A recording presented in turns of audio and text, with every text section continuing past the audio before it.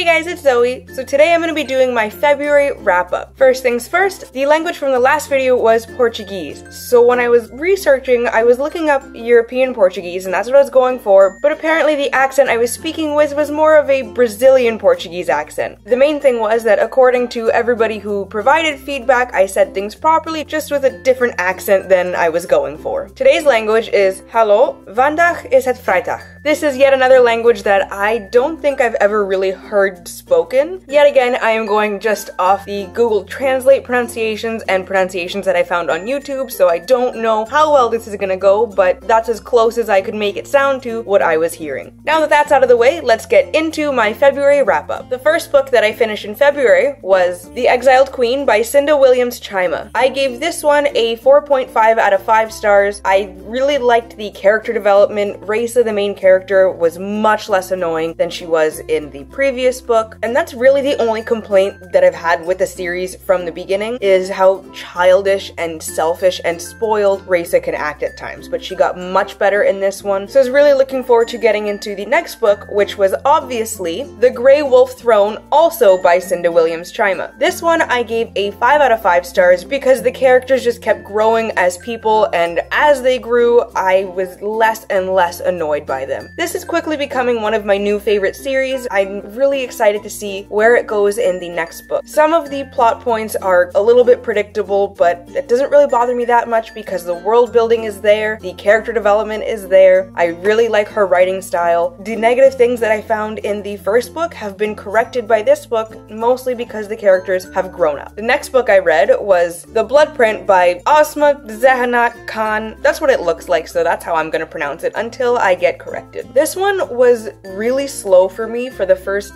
50 pages or so. It wasn't that it was info dumpy, but there was just so many new terms introduced that didn't have any explanation. Like there were terms for horses, like a different breed of horse, that the term was just thrown out and I was like, what the hell are they riding? Is it a horse? Is it not a horse? But it's cleared up a little later, so I was a little confused. I wasn't really feeling it. But then after the first 50 pages, it really picked up. With this one, as with the last 2 books, some parts were quite predictable, but there were a couple at the end that I did not see coming at all, and it just totally caught me off guard. I don't think I would ever class this as one of my favorites, but it was really good. It delivered after the first 50 pages, and I am looking forward to the next book. This next book was an instant favorite right from the beginning. This one is The Black Prism by Brent Weeks. This is a brick of a book, and so is the next one. I think the next one was like 20 pages longer too. I loved the concept in this. In this series, people who can wield the magic are called drafters. So what they do is they take light in its pure form and transform it into a solid form called Luxin. I have heard people say that it's a little bit hard to follow, but personally I didn't find it that hard to catch on to what was going on, and I really enjoyed the twists and the turns that this story took. I am a huge fan of long books. This one would definitely be a little bit too long for some people because it clocks in at over 600 pages, but I loved every second of it. There weren't many times where I thought it was dragging or that it could have just cut off and the book could have ended, which does tend to happen a lot in overly long books, but this one really delivered on keeping me interested the entire time. I did listen to the audiobook a lot for this one, and I liked the narrator. If I didn't, I probably wouldn't have liked this book as much as I did. There were a couple characters that kind of bothered me, like Kip, one of the main characters. He's kind of an idiot most of the time, but he's kind of a lovable idiot, and he becomes a badass throughout the progress of the story, which I really enjoyed seeing his transformation and him growing up as a person as well. I kind of knew how it was gonna end just because I got the second book well before I got this book, and I read the back not knowing that it was a sequel, so I did spoil the ending a little bit, and I kind of knew what was coming, but I didn't know how it was gonna happen, and I really liked the concept for how this one ends and the second one starts. The next book I read was The Blinding Knife, the sequel to The Black Prism, and this one was also a 5 out of 5 stars. I didn't expect most of what happened in the last 4 chapters, so about the last 20 pages or so. There were so many twists that came out of nowhere and just blew my mind. I don't have the third one. I need the third one. It did not suffer from second book syndrome. It was almost better than the first one. I have this thing where when I start a book, I need to see the number of pages before I get into it. I don't know why, but I don't think I've started a book in the last 2 years without checking the page count. Especially when it comes to sequels, I always do that because because one of my biggest pet peeves as a reader is when the sequel is shorter than the first book. This one, like I said, was about 20 pages longer than the first one, which already bumped up my expectations going into it. I had extremely high expectations for this one just because I liked the first one so much that I was hoping this one would deliver and I would enjoy it just as much as the first one, and exceeded expectations. It really did. I liked this one more than the first one. I don't know what to expect in the next one because things that I thought were true are not, and things that I thought were happening happen in a different way by the end. There's a lot going on. Again, with this one, I listened to the audiobook for quite a good chunk of it, and it's convinced me that anything that this narrator reads, I don't remember who it was, I will look it up and put that in the description box below. I would listen to any audiobook that he narrates because I love the way he does it. It was great. I really like the writing style in both of these books. My only complaint with it is that the word said was used way too much. I don't know if I would have noticed it so much if I was only reading the physical copy, but with the audiobook, I noticed that every speech tag was he said, she said, he said, she said, and it kind of gets annoying after a little bit, but it wasn't annoying enough for me to take off a star or half a star. This series is definitely a 5-star series for me. I'm gonna